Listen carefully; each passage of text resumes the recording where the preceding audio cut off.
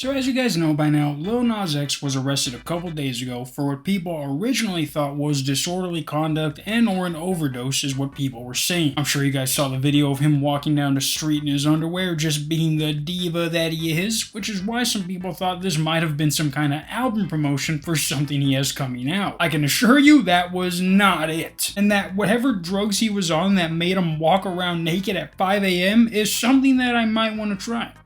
Just saying, don't knock until you try it, am I right, Ashley?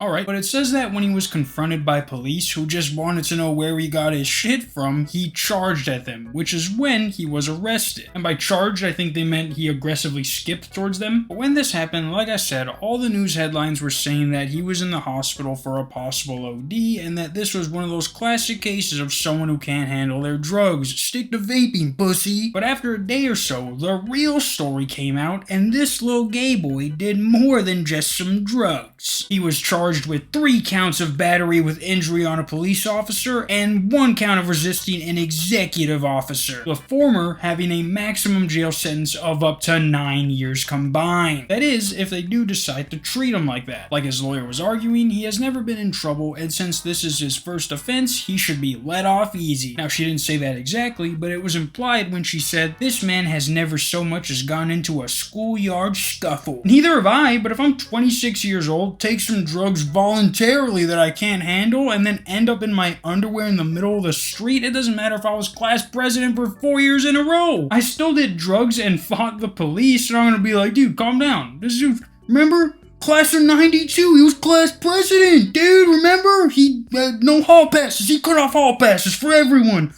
I think, man, I already shot him though. I don't know, what are we gonna do about that? Like, if he was arrested for driving with a suspended license or not having a license or something like that, then I can probably see where she's coming from, but trying to compare him now to when he was a gay, closeted high school kid makes no sense. He's out of the closet now. That excuse isn't going to work anymore. Now, because he was taken to the hospital for a possible overdose after trying to fight the police, or maybe I think it was either one. Either way, he tried to fight the police on drugs. Part of what they're probably going to make him do is go to Narcotics Anonymous, saying that he only answered yes when asked by the judge if he would attend. Which, when you think about it, is pretty humiliating for someone that has never even so much as gone into a schoolyard scuffle. Narcotics Anonymous is arguably worse than Alcoholics Anonymous. At least when you're there, everybody has the same problem. Narcotics means a lot of different things though. There are going to be people there because they were smoking meth, crack, PCP, and then Lil Nas X just smoked half a joint. That's what got him there. Imagine the first guy to ever OD off half a joint.